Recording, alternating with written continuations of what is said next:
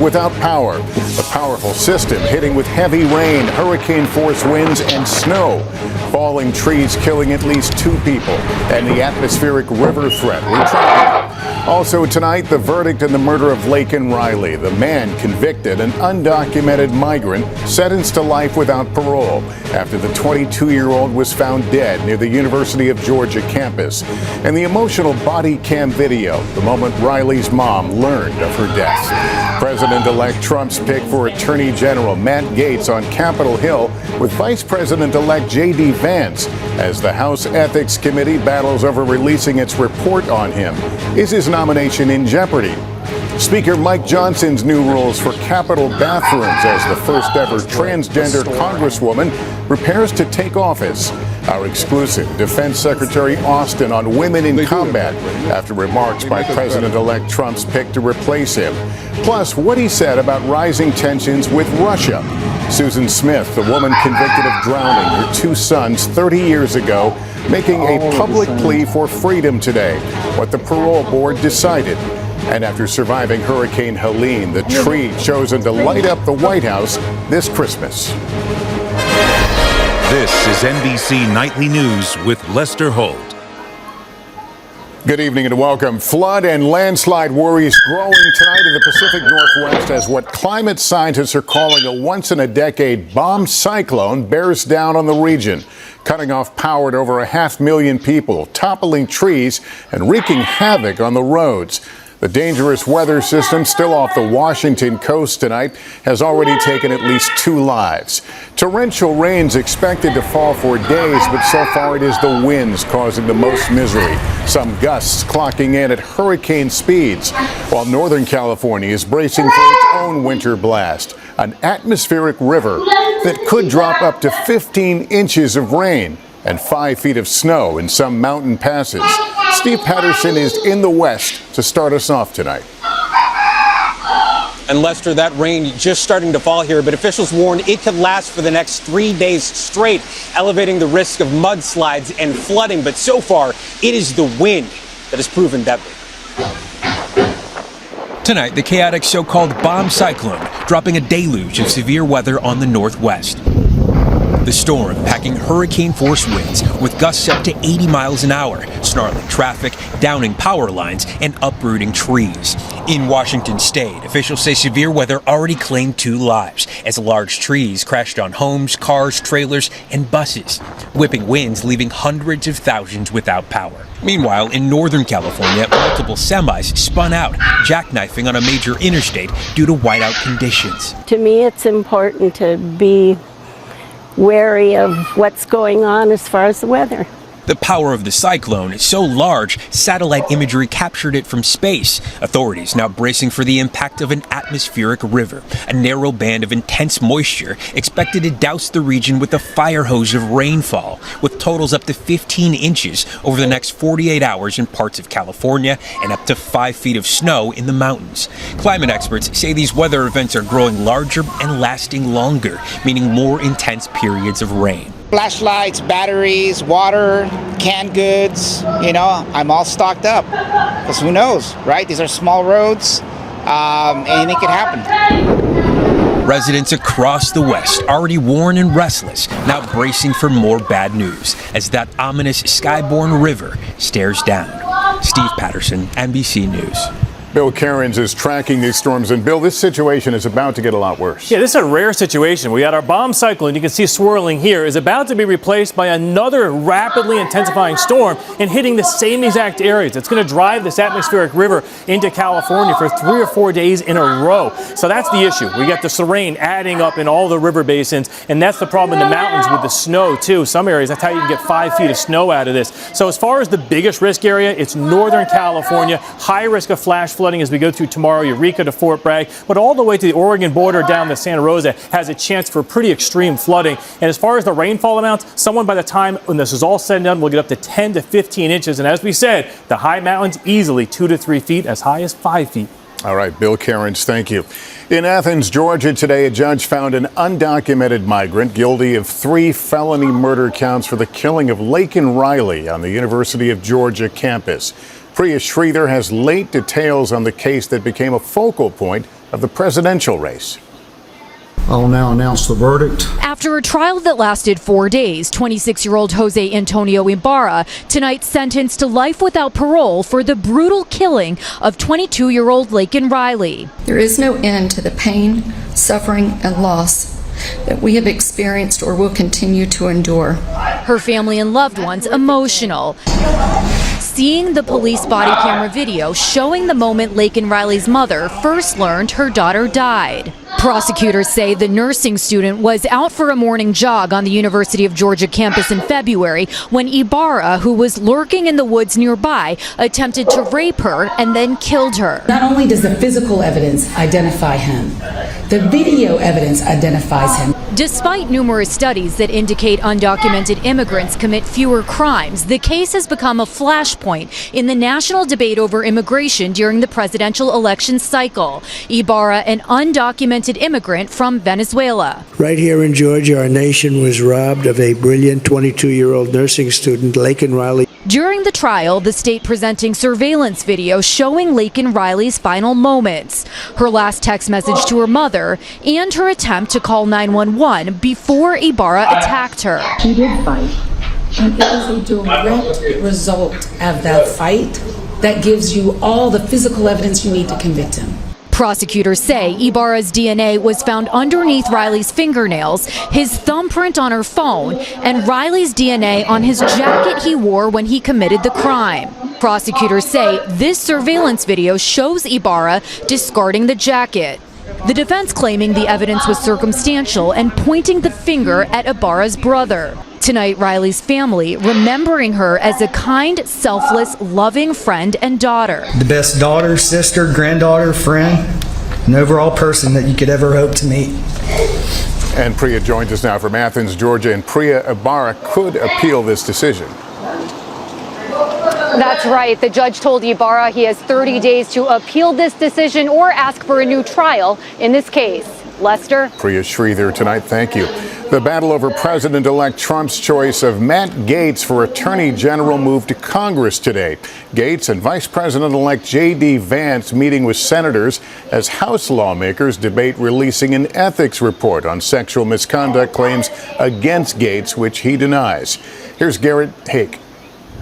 Tonight, 24 hours after President-elect Trump said he was having no second thoughts about his embattled pick for Attorney General, former Florida Congressman Matt Gaetz, Vice President-elect Vance was on Capitol Hill with Gaetz for closed-door meetings with the Republican senators who will decide if he gets the job. It's been going great. Senator's been giving me a lot of good advice. I'm looking forward to a hearing. Folks have been very supportive. They've been saying we're going to get a fair process. Gaetz meeting with undecided Judiciary Committee member Tom Tillis. My posture is that every nominee, whether they are Biden's in the last administration or whether they are President Trump, deserve a process. And Missouri's Josh Hawley, who told us he's planning to support all of Trump's picks. Are you confident Matt Gaetz has sufficient character to be the top law enforcement official of the United States? Yeah, and I would just say for those who are concerned about that, hear from him, I think Donald Trump said yesterday, give him a shot. North Dakota's Kevin Kramer telling us Trump has spoken to him personally about Gaetz. This is going to be a different administration with a different style, and we want to dismantle this bureaucracy because the American people are demanding it. And Trump ally Lindsey Graham blasting what he calls a lynch mob against Gaetz. But critical to a growing number of Republican senators, seeing that report on Gaetz from the House Ethics Committee, which met today to debate whether to release it. No decision was made. There has been no agreement to release the report. The committee has heard from women who say Gaetz paid them for sex, according to their attorneys, including a woman who says she was 17 years old at the time. Gaetz has repeatedly denied the accusations. The Justice Department also looked into the allegations, but ultimately closed its investigation and did not charge Gaetz. Tonight, Senate Democrats sending a letter to the FBI asking for the Bureau's complete evidentiary file on Gaetz, calling it crucial that the panel see all relevant information. As Gaetz remains the Trump pick with the steepest uphill climb to confirmation. Maine Republican Susan Collins among those appearing skeptical. I was shocked by the nomination, given the many allegations. Trump also announcing former pro wrestling executive Linda McMahon is his pick for education secretary. And tomorrow, Vice President-elect J.D. Vance returning here to push for Trump's Pentagon selection, Pete Hegseth. Lester? Garrett Haig, thank you. And the current Defense Secretary Lloyd Austin speaking out tonight on Hegseth's comments that women should not serve in combat and on Russia's potential use of nuclear weapons. Courtney Kuby spoke with Austin for an exclusive interview. Tonight, Secretary of Defense Lloyd Austin weighing in on escalating tensions with Russia after the U.S. made the rare move to temporarily close its embassy in Kyiv amid a threat of a significant Russian air attack. And President Putin lowered the threshold for his country to use nuclear weapons. Is there a reason to believe that Vladimir Putin may use a nuclear weapon? We've known for several weeks that they were revamping their policy on use of nuclear weapons. I don't see an indication that there's an imminent intent to use nuclear weapons. Is he bluffing with this change? He has rattled his nuclear saber quite a bit, and this is dangerous behavior. In his first interview since Donald Trump was elected again and chose media personality and veteran Pete Hegseth to take over the Pentagon, Austin addressed some of Hegseth's views. Your possible successor has said that women should not serve in combat roles and they make fighting more complicated. Do you agree? I have spent 41 years in uniform, and everywhere I went on the battlefield, there were women in our formation.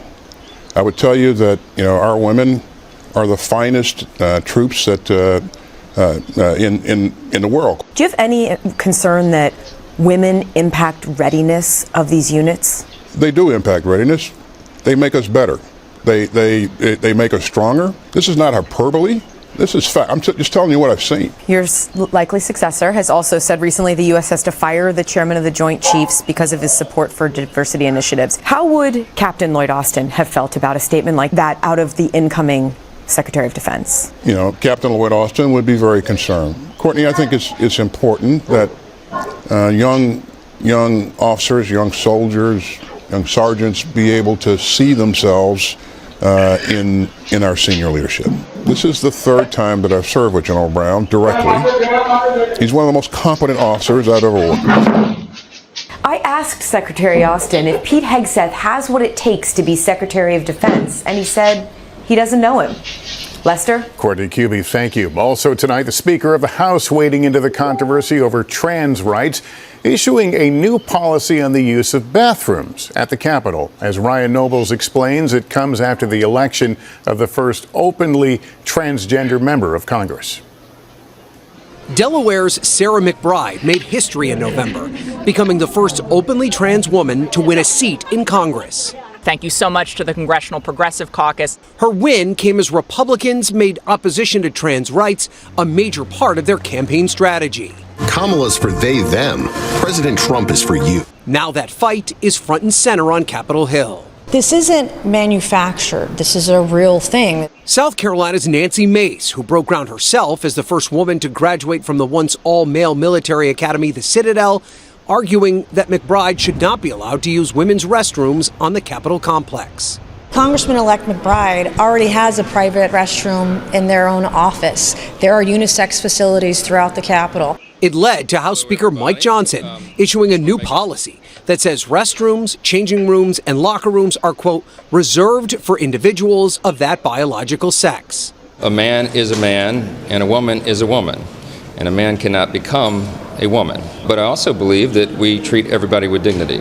This battle, a microcosm of the war raging across the country over trans rights, with Republicans pushing back on bathroom access, pronoun use, and health care for trans people. They're endangering women, they're endangering girls of all kinds, and everybody should reject it. It's gross. It's a fight McBride, who came to Congress to deal with economic and quality of life issues, did not intend on being the face of. I'm not running to be the transgender member of Congress. I'm running to be Delaware's member of Congress. And in a statement tonight, McBride said that she didn't come to Congress to fight over bathrooms, but that she'll follow the Speaker's new rules, even if she doesn't agree with them. Lester? All right, Ryan, thanks. In 60 seconds, the rare appearance of Susan Smith, 30 years after she was convicted of drowning her children. What a parole board decided today about her future. Next. 30 years ago, she committed a crime that shocked the nation. Today, Susan Smith, the woman who drowned her two young sons in 1994, got a shot at freedom. But as Kathy Park reports, despite her tearful plea, the parole board wasn't convinced. Despite a request for freedom, a South Carolina parole board denied Susan Smith's release, roughly 30 years after she was found guilty of drowning her 2 young boys, Alex and Michael. Susan Smith is denied parole. The vote is unanimous. Appearing virtually, the now 53-year-old Smith expressed remorse for her actions. I want to say how very sorry I am. I know that what I did was horrible. And I would give anything if I could go back and change it. Smith first made national headlines October 1994 when she claimed a black man carjacked her vehicle with her children still inside. Authorities launched an intense 9-day search for a suspect, but ultimately she confessed to killing her sons. Her then estranged husband, David Smith, stood by her side as they pleaded for help. I want to say to my babies that your mama loves you so much. Today, he spoke against her release. This wasn't a tragic mistake. She purposely meant to end their life. She changed my life for the rest of my life that night. The original prosecutors in the case saying the board made the right decision. Do you think she's the same woman that she was 30 years ago? I believe Susan is the same woman she was 30 years ago when she laughed in the courtroom when the jury wasn't in and cried as soon as the jury came in.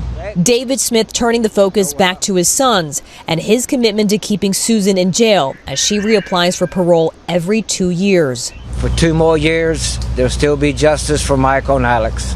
Kathy Park, NBC News, Columbia, South Carolina. We'll take a break, and then coming up after the storm cleared, a powerful symbol of hope and resilience emerged from the land of the Christmas trees. The good news is next. Finally, there's good news tonight about a tree that survived Hurricane Helene getting a big honor at the White House. Here's Stephanie Gosk. The Fraser fir grows best in the mountains of western North Carolina. Millions will decorate homes this holiday season. Cartner's Christmas Tree Farm, a family business started in the 50s, has a special honor. After beating out the competition, one of their firs is going to the Blue Room in the White House. The trees are planted when they're saplings, about a foot or so tall. Then they grow a foot every year. This tree has been in this spot for 25 years. Now it's time to head to the show. Today, friends and family gathered to cut down the tree. Why was it chosen? The taper is number one. It's got absolutely perfect taper on it. What makes perfect taper? Well, it's not too this way, it's not too slim. It's just right. Co-owner Sam Cartner even has a name for the perfectly shaped 20-footer. Tremendous. Tree, mend, M-E-N-D, us. So this tree's going to mend us. This area of North Carolina needs mending after Hurricane Helene. Many of the tree farms, including Cartner's, suffered damage from mudslides. You guys ready? Today was a moment to take pride in their resilience. All those good things in life, faith, hope, and love, that's what we want this tree to represent. Have you felt that spirit in this area? Absolutely, absolutely we have. And like every year during the holidays, North Carolina is sharing that spirit with the rest of us. Stephanie Goss.